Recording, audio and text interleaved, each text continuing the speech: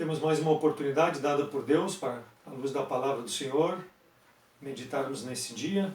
Convido os irmãos a abrirem suas Bíblias para o livro de 1 João, capítulo 5, 1 João 5, de 1 a 15. 1 João 5, de 1 a 15. Fé vitoriosa. Título dessa mensagem, Fé vitoriosa.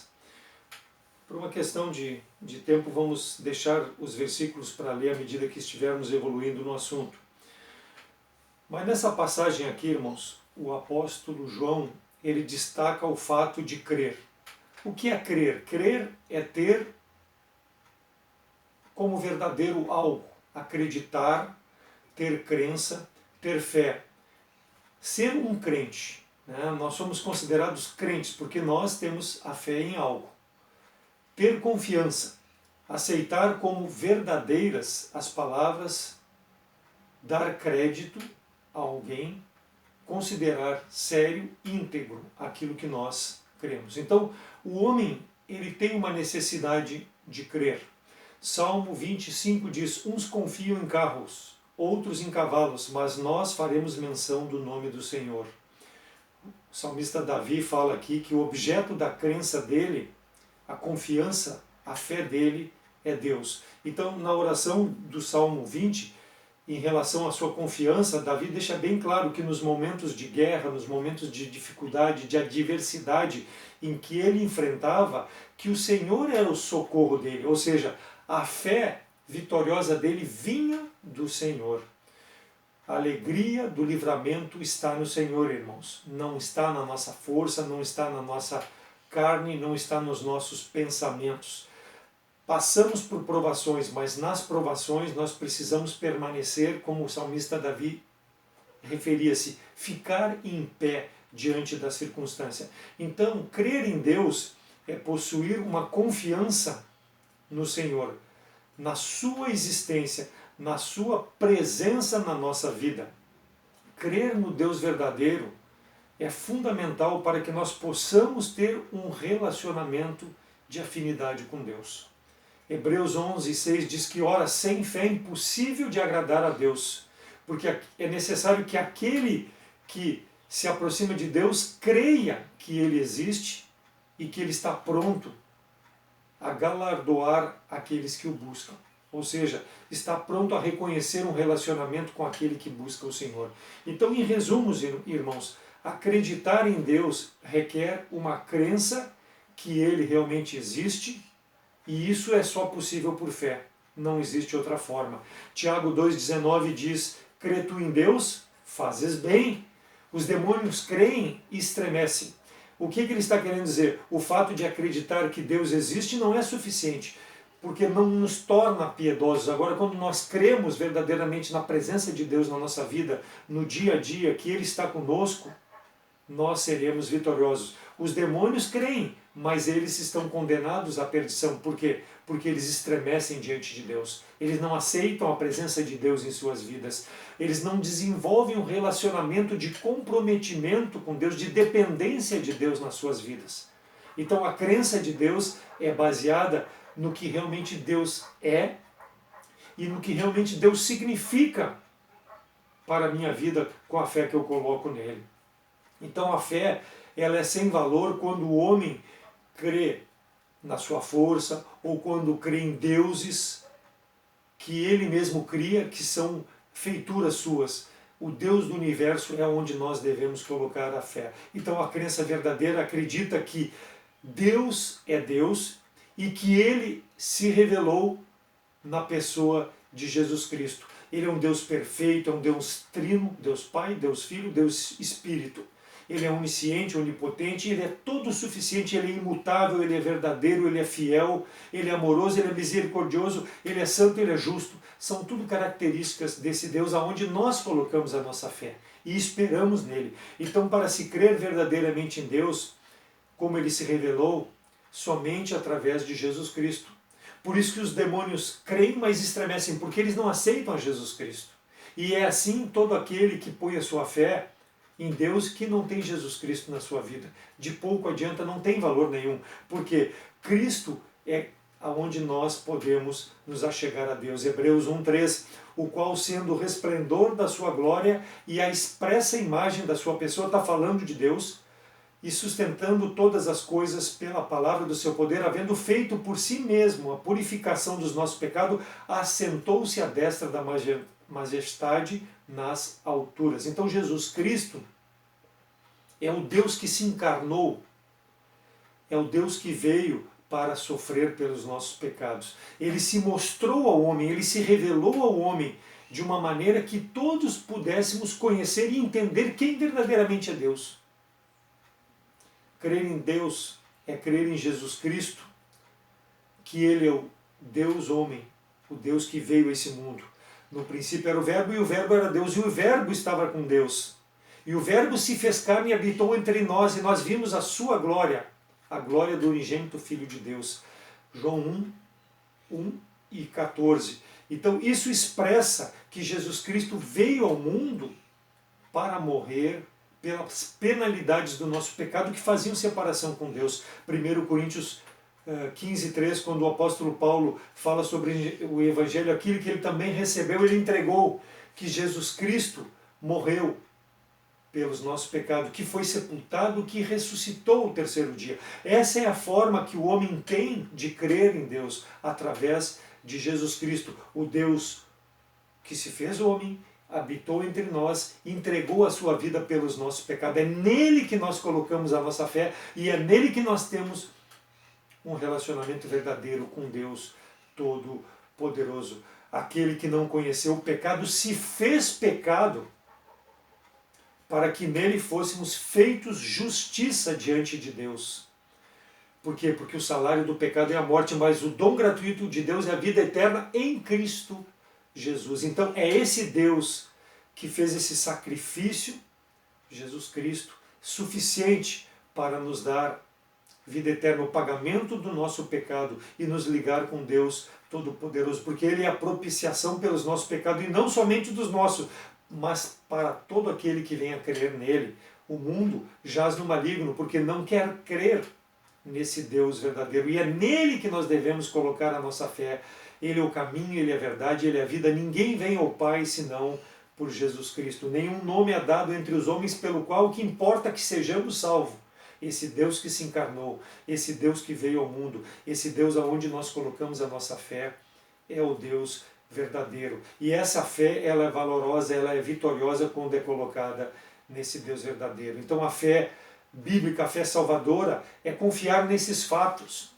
E é o que está falando aqui o apóstolo João, e nós vamos ver que crer em Cristo é a base da nossa fé e é a base do relacionamento entre aqueles que têm a mesma fé. Mas antes disso, vamos orar e depois vamos entrar no estudo dessa passagem de João. Vamos orar. Senhor nosso Deus, obrigado pela vida que Tu nos dá, pela comunhão que temos em Cristo, pelo Teu sangue que foi derramado na cruz pelos nossos pecados, que nos liga com Deus Todo-Poderoso. Obrigado, Deus, porque é através de Cristo que nós temos vida eterna e é nele que nós colocamos a nossa confiança para chegar diante de Ti e apresentar nossas necessidades e a alegria que nós temos, ó Deus, de ter comunhão uns com os outros. Fala aos nossos corações, ajuda-nos a crescer na graça e no entendimento e colocarmos, ó Deus, a nossa confiança diante das circunstâncias adversas somente no Teu poder. É em nome de Cristo que eu oro agradecido com perdão dos pecados. Amém. Então, veremos que crer em Cristo é a base da nossa comunhão. Para crer, precisamos primeiro colocar a nossa fé realmente no sacrifício de Cristo, como vimos. E aqui no capítulo 5 de João, dos versículos de 1 a 13, nós vemos a palavra crer aparecer 5 vezes. Ela aparece uma vez ali no versículo 1, crer que Jesus é o Cristo. Aparece no versículo 5, crer que Jesus é o Filho de Deus. Aparece 3 vezes no versículo 10, quem crê no Filho de Deus em si mesmo tem o testemunho. Quem a Deus não crê, mentiroso o fez, porquanto não creu no testemunho de Deus e de seu Filho.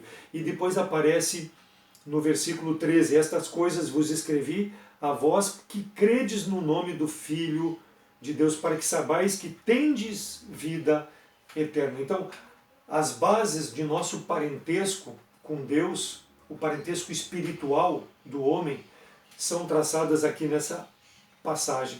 E o fato do crente exercitar a sua fé em Cristo comprova-se de 3 maneiras que nós vamos ver. A primeira maneira, para que nós possamos comprovar que a nossa fé, ela realmente é uma fé verdadeira, é uma fé em Jesus Cristo, nós vamos ver nessa passagem de 1 João capítulo 5. Então, a primeira maneira de comprovar que a nossa fé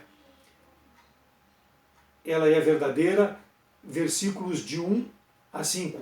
A fé em Cristo é comprovada pela nossa conduta. Versículos de 1 a 3. Como nascidos de Deus, nós amamos os nossos irmãos.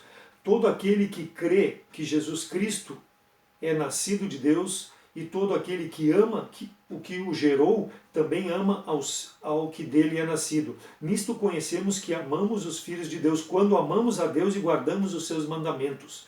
Porque este é o amor de Deus, que guardemos os seus mandamentos, e os seus mandamentos não são pesados. Então, a fé em Cristo comprovada pela nossa conduta. Como nascidos, nós amamos os nossos irmãos. Versículo 1 diz que a pessoa da fé é Jesus Cristo. Todo aquele que crê que Jesus é o Cristo é nascido de Deus. Então, aquele que confia em Cristo como seu Salvador é nascido de Deus. Por que João está falando? Porque os judeus negaram que Jesus Cristo era o Deus verdadeiro, que ele veio ao mundo para morrer pelos nossos pecados. Negaram que Jesus era Cristo. O verbo crer, ter fé. Em português não existe um verbo fé, por isso que é usada a palavra crer aqui, mas é o mesmo significado de fé. João destaca que a fé, na verdade, de que Jesus é Deus, é essencial para o novo nascimento.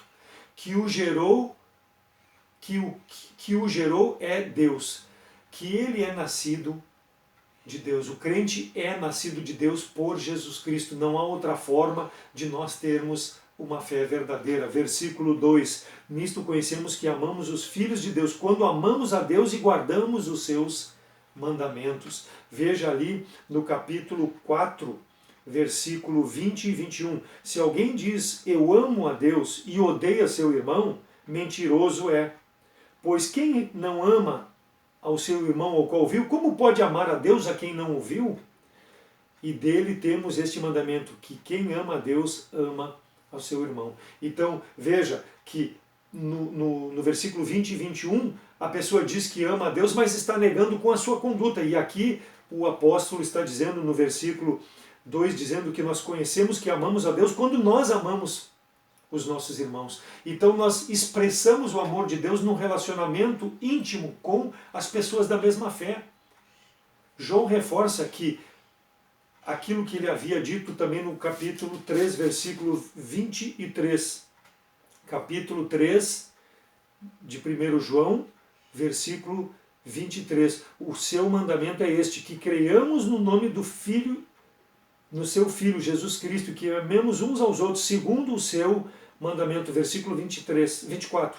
Aquele que guarda os seus mandamentos, nele está, e ele nele. E nisto conhecemos que ele está em nós, pelo Espírito que nos tem dado. Então o amor de Deus é quando nós guardamos os mandamentos do Senhor e manifestamos no relacionamento com os nossos irmãos. Marcos 10, 30 a 31, quando Cristo respondeu ao escriba que se aproximou e lhe indagou sobre guardar os mandamentos, Cristo diz, amarás, pois, o Senhor teu Deus de todo o teu coração, de toda a tua alma, de todo o teu entendimento e de todas as tuas forças. Este é o primeiro mandamento. E o segundo mandamento, semelhante a este, é amarás o teu próximo como a ti mesmo. Não há outro mandamento maior do que estes. Então Cristo mostrou ao escriba que ele deveria amar a Deus. E o escriba entendeu e ele respondeu desta forma.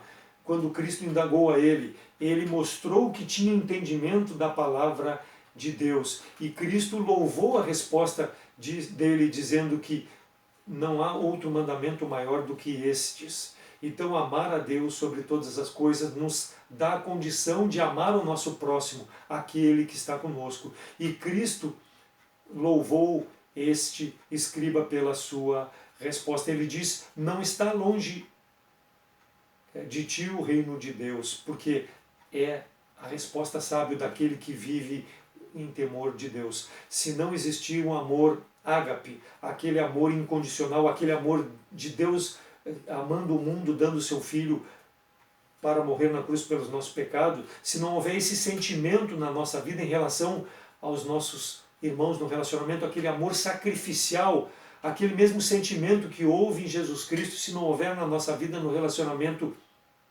com os irmãos, nós não poderemos mostrar com as nossas condutas a nossa verdadeira fé. Aquele que ama a Deus ama os filhos de Deus, tem prazer na comunhão, quer estar junto. Aquele que ama os filhos de Deus demonstra o amor de Deus nele. O amor está presente e não pode ser interrompido. Versículo 3, porque este é o amor de Deus, que guardemos os seus mandamentos, e os seus mandamentos não são penosos. Quem ama a Deus tem prazer em guardar os mandamentos de Deus, em transformar os mandamentos de Deus em luz na sua vida.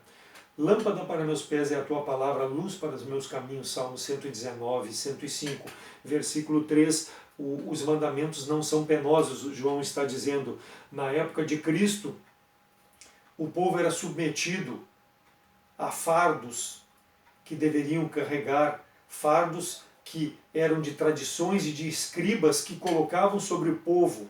E esses mandamentos pareciam ser pesados, como a forma que eles interpretavam o que o povo havia de fazer, colocavam sobre o povo. E o próprio Senhor Jesus Cristo, quando falando sobre esse assunto em Lucas 11:46, e disse Jesus: ai de vós, escribas, doutores da lei, que carregais os homens com cargas difíceis de transportar, e vós mesmo nem ainda com um de vossos dedos carregais.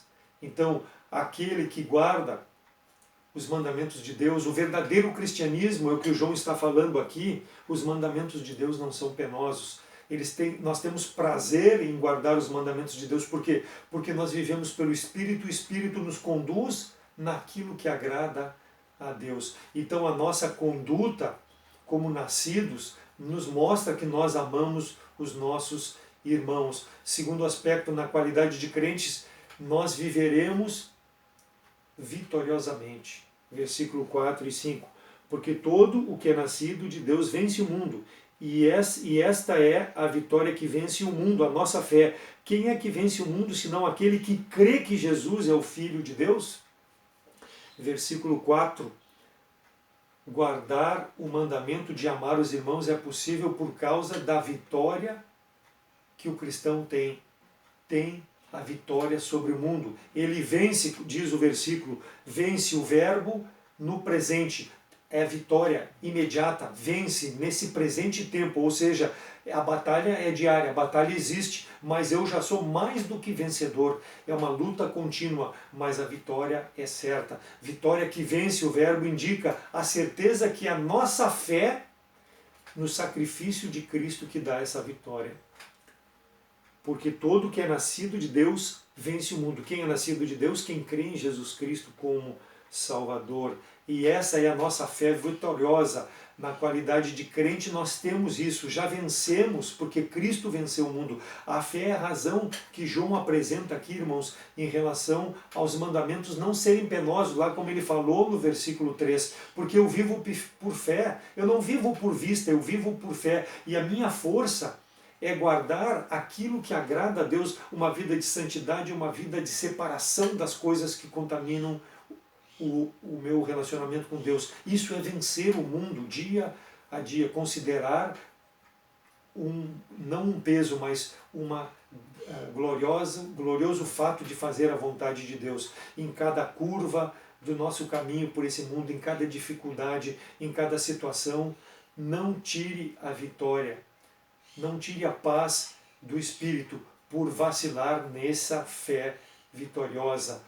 Persista, não desista, não olhe para a circunstância, fique firme na fé, vença dia a dia a circunstância. Satanás não desiste, não vai desistir, a intenção dele é arruinar esse relacionamento, é enganar o Filho de Deus que desista, Deus não está te vendo, Deus não está te ouvindo, Deus não está nem aí para ti. Não, não é assim, irmãos, nós devemos permanecer.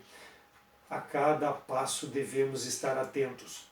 Quando levantamos a nossa bandeira da nossa fé, saiba que isso não agrada ao inimigo. E é nesse momento que nós precisamos ser vitoriosos. Quando atacados pelo inimigo, a nossa fé, independente das circunstâncias adversas, permanece firme. E nós mostramos isso no nosso relacionamento. Pela fé, qualquer situação será mudada. Não estou aqui dizendo que será fácil a vida cristã, não. Mas não importa a nuvem que nos cubra, não importa o pesadelo, o problema. Basta erguer o coração em direção a Deus, pela fé, a qualquer momento, irmãos. E é por isso que eu vivo em meia circunstância. A qualquer momento, Deus pode mudar a circunstância que parece intransponível pelo poder da sua palavra. Mas isso é fé, é aguardar que Deus tenha esse poder. Não olhe para a circunstância, não desista. Olhe para Cristo, coloque a fé verdadeira. Versículo 4, então é um grande alento para nós. Deus ainda está no seu trono de santidade, no seu trono de glória, e num momento, aquilo que parece vitória, aquilo que parece que Satanás conquistou sobre nós, vai ser transformado na glória de Deus. Por quê? Porque eu confiei nas promessas do Senhor, eu aguardei nele. Precisamos descansar no Senhor. Versículo 5, quem é que vence o mundo, senão aquele que crê que Jesus é o Filho de Deus? A nossa fé está no fato de que Jesus Cristo é o nosso Salvador. E aí, irmãos, crer que Jesus Cristo é o Verbo que se fez carne e habitou entre nós, que é o Filho de Deus, e que ele é Deus homem, é 100% Deus.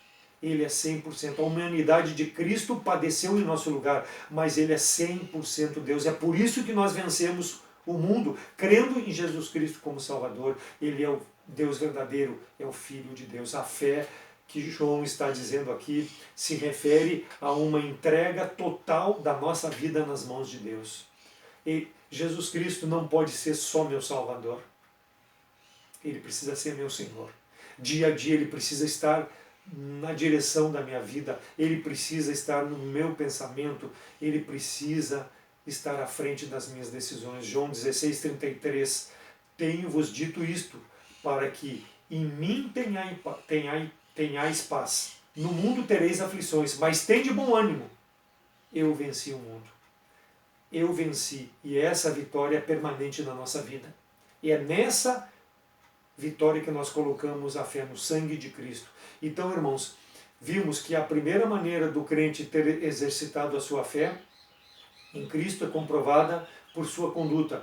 Primeiro, como nascido de Deus, amamos os irmãos. E como na qualidade de crentes nós vivemos vitoriosamente. A segunda forma que João nos apresenta, a fé em Cristo é vitoriosa e ela é comprovada pelas nossas credenciais. Versos de 6 a 12. Primeiro, as evidências, versículos de 6 a 8. Este é aquele que veio por água e sangue, isto é, Jesus Cristo. Não só por água, mas por água e por sangue. E o Espírito é que testifica, porque o Espírito é verdade. Porque três são os que testificam no céu, o Pai, a Palavra e o Espírito. E estes três são um. E três são os que testificam na terra, o Espírito, a água, o sangue, e estes três concordam num. Versículo 6 fala água e sangue, o batismo e a morte de Cristo. Água e sangue que escorreram quando foi perfurado lá pelo soldado. João 19:34, um soldado furou o lado e saiu logo água e sangue. Purificação e redenção nós temos. São os sacramentos do batismo e da ceia. Cristo veio por meio do batismo que destacou e associou o seu ministério com a justiça.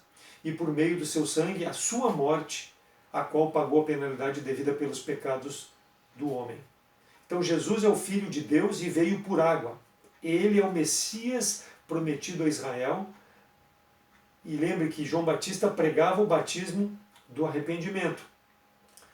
Mas Jesus veio para identificar-se com o povo como o Deus Todo-Poderoso. O próprio João Batista diz e faz essa distinção lá em João 1:32 a 34. E João testificou dizendo: eu vi o Espírito descer do céu como uma pomba e repousar sobre ele.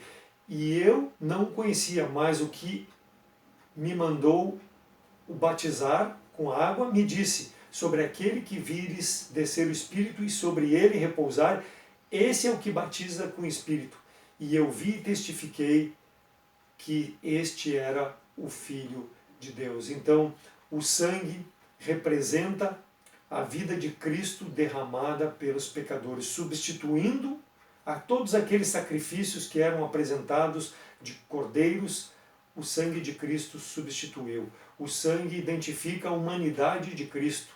Ele é a testemunha do verdadeiro sofrimento de Cristo na cruz. Então o Espírito Santo, ele continua testemunhando dessa verdade, da água, do sangue e do batismo. O batismo e a morte foram a finalidade do ministério de Jesus Cristo. E ele fala nos versículos 7 e 8 também que há 3 testemunhas em razão das doutrinas heréticas que eram pregadas pelos falsos mestres.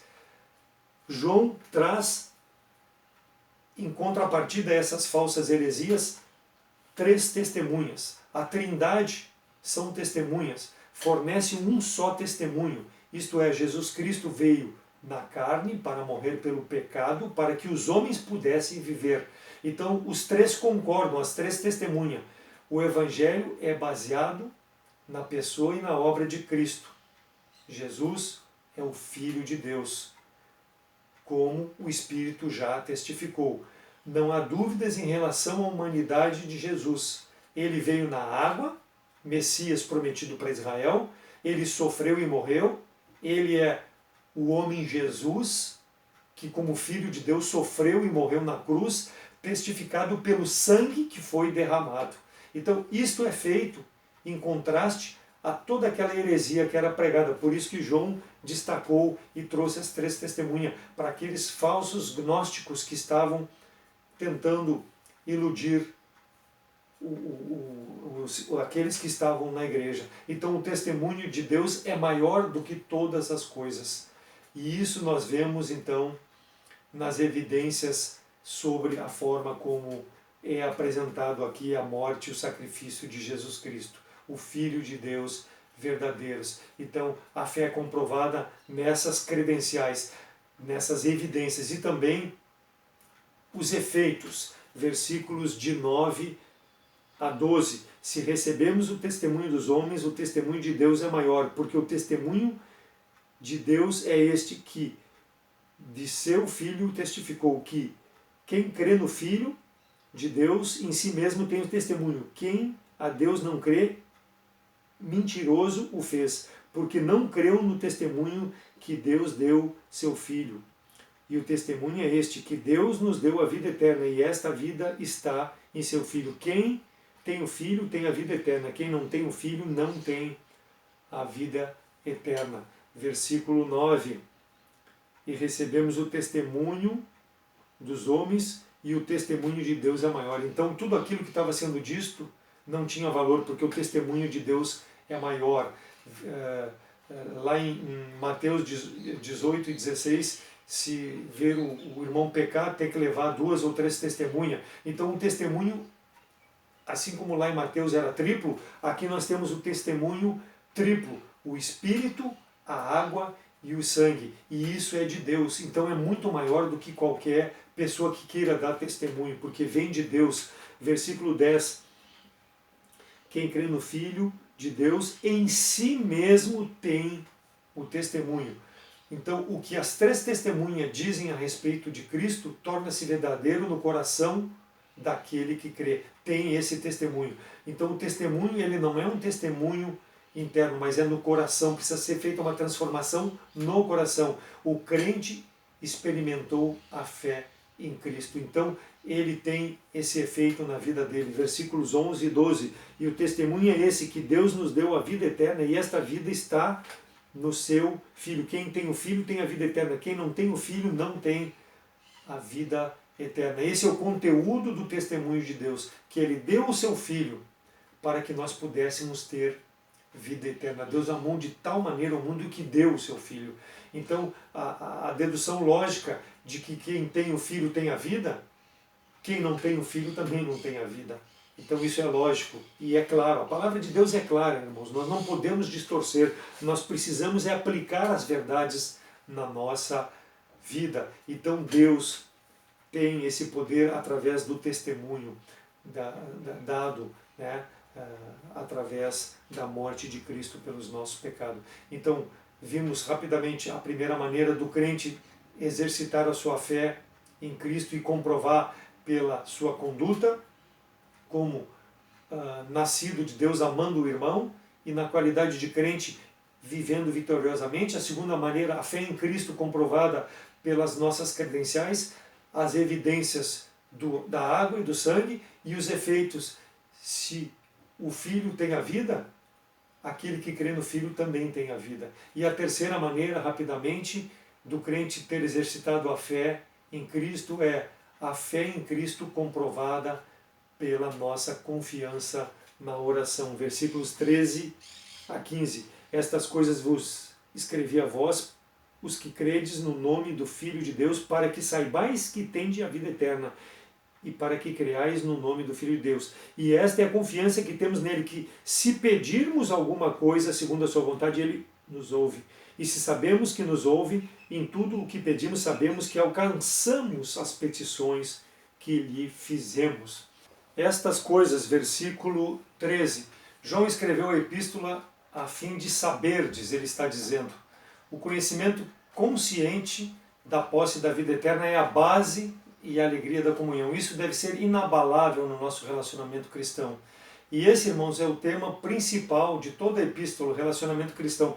E ele também lá no capítulo 1, versículo 4, ele diz que estas coisas vos escrevo para que o vosso gozo se cumpra. Então a preocupação de João é que ele queria exortar a comunhão. Versículos 14 e 15 do nosso texto, esta é a confiança que temos nele, que se pedirmos alguma coisa segundo a sua vontade, ele nos ouve. E se sabemos que nos ouve, em tudo o que pedimos, sabemos que alcançamos as suas petições. João aqui se refere que a nossa oração ela deve ser segundo a vontade de Deus. E é o que constitui o melhor para nós. Quando nós estamos pedindo dentro da vontade de Deus, Deus vai nos dar o melhor, irmãos. Nós não devemos ter oração egoísta, oração que pede simplesmente porque nós queremos, ou porque nós precisamos, ou porque nós estamos ansiosos. Não, pedimos com tranquilidade porque Deus sabe de antemão que nós precisamos.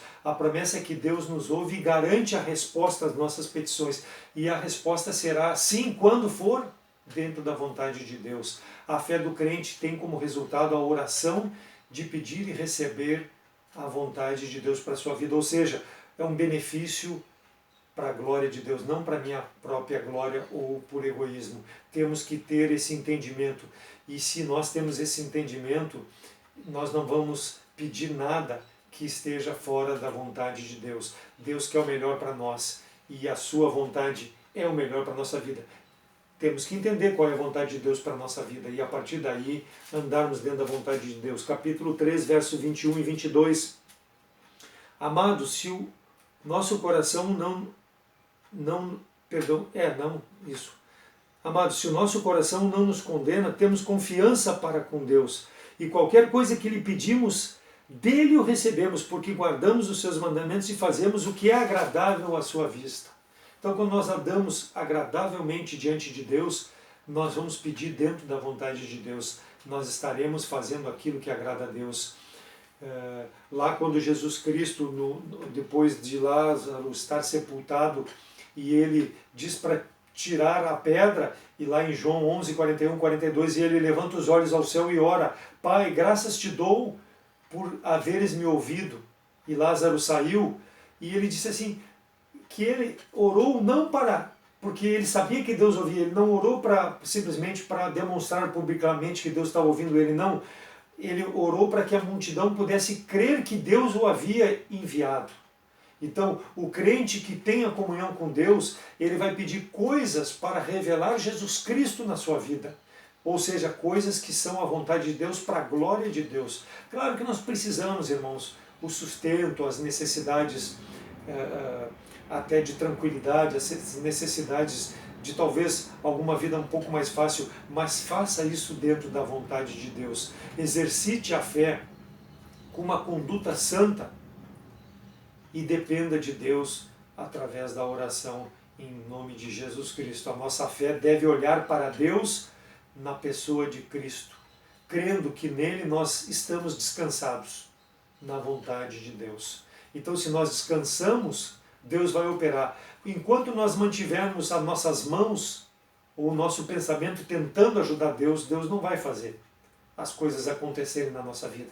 Por quê? Porque nós estaremos fora da vontade de Deus. Agora Deus vai trazer soluções aos nossos problemas, Deus vai trazer o socorro no momento oportuno, quando nós temos essa fé vitoriosa dependendo da vontade de Deus. Marshall Foch declarou: quando uma pessoa tem fé, não recua, faz parar o inimigo aonde o encontra. Em quem tu tens confiado? Tu confias em Jesus Cristo como teu Salvador?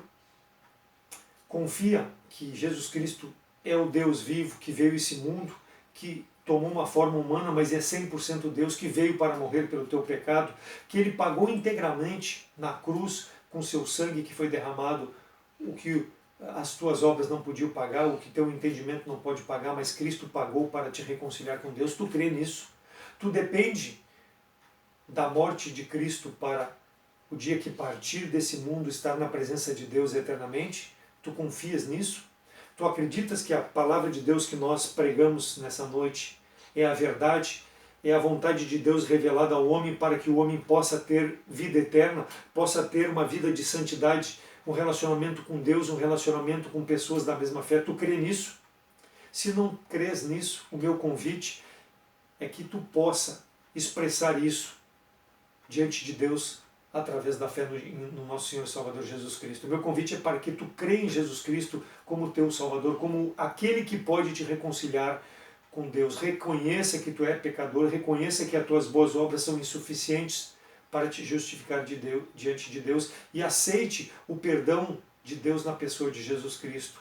Teu pecado purificado para toda a vida, toda a eternidade na presença de Deus por causa do sangue de Jesus Cristo. Creia nesse Deus homem que veio para morrer pelos teus pecados. Aquilo que te condenava em Jesus Cristo te dá vida eterna. Meu apelo é que tu possa nos procurar pela internet, pelos Facebook, redes sociais, WhatsApp, telefone, que nós poderemos te mostrar à luz da palavra de Deus como tu pode ter esse Salvador e a partir daí ter a fé vitoriosa. Não que tu vais ter tranquilidade, não, mas vai ter a presença de Deus para te conduzir nesse mundo de forma com que possa agradar a Deus e aguardar o dia glorioso de se apresentar na presença de Deus. O meu convite é para que tu possa aceitar Jesus Cristo como Salvador. Só tu pode fazer essa decisão. Nos procure. E aquele que já crê em Cristo, que tem Ele como Salvador, a minha pergunta é: tens exercitado a fé em Cristo e podes comprová-la pela tua conduta? Como um nascido de Deus, tu tens demonstrado o amor da tua fé em relação ao relacionamento com os irmãos? Na qualidade de crente, tem vivido uma vida vitoriosa? Ou tens vivido uma vida de reclamação, uma vida simplesmente sem finalidade? As pessoas que olham para a tua vida podem contemplar Cristo, assim como Cristo comprovou que Deus estava com ele e que ele tinha vindo do Pai. Tu pode comprovar que tu é um novo nascido em Cristo pela tua conduta, que tu tens Jesus Cristo como Salvador? Tem evidências de que o Senhor, além de teu Salvador, é Senhor da tua vida? A tua confiança na oração, quando tu apresenta através de Cristo na presença de Deus, ela tem sido pedida conforme a vontade de Deus, e quando tu apresenta diante do trono de Deus, tu tens descansado de que Deus realmente tem poder para operar, independente da circunstância, como por exemplo essa pandemia que nós passamos, tantas pessoas padecendo. Nós podemos demonstrar através da nossa vida que nós confiamos nesse Salvador. Claro, nós temos que tomar os cuidados devidos com essa pandemia, mas que a nossa vida está na mão de Deus, nós podemos demonstrar isso com o nosso caminhar por esse mundo, com o nosso falar, com o encorajamento com as pessoas, nós podemos demonstrar. Se tu não tens feito isso, meu irmão, o meu desafio é que tu possa demonstrar, prossiga para o alvo, prossiga olhando para Cristo com essa fé vitoriosa, para que Deus possa receber a devida glória através da tua vida e através da minha vida. Que Deus seja glorificado com a sua palavra e que nós possamos aguardar a vinda do nosso Senhor e Salvador Jesus Cristo, que pode ser a qualquer momento, ou o seu chamado, vivendo uma vida com essa fé vitoriosa, dependendo de Deus e da sua vontade, até que Ele nos busque. Vamos orar. Senhor, obrigado pela tua palavra, obrigado a Deus pela salvação que temos em Cristo, porque tu te fizeste, ó Deus, homem, veio a esse mundo, viveu de forma santa e irrepreensível, nos dando o exemplo de vida que nós devemos viver para te agradar, um Deus 100% homem, um Deus 100% Deus, e que se entregou pelos nossos pecados, nos dando salvação, nos dando vida eterna, tudo que coloca a fé verdadeiramente neste sacrifício pelos nossos pecados. Sou grato pela salvação, pela comunhão com os irmãos, que nós possamos viver em intimidade uns com os outros, levando as cargas uns dos outros, nos amando e demonstrando esse amor no nosso relacionamento. E que as nossas petições possam chegar na tua presença e que a nossa petição possa ser conforme a tua vontade para a nossa vida, porque é o melhor se estiver dentro da tua vontade. Ó Deus, perdoa os nossos pecados. Também aquele que ainda não tem a Cristo como Salvador possa nessa noite, nesse dia, fazer uma decisão te aceitando como Salvador. É em nome de Cristo que eu oro agradecido. Amém.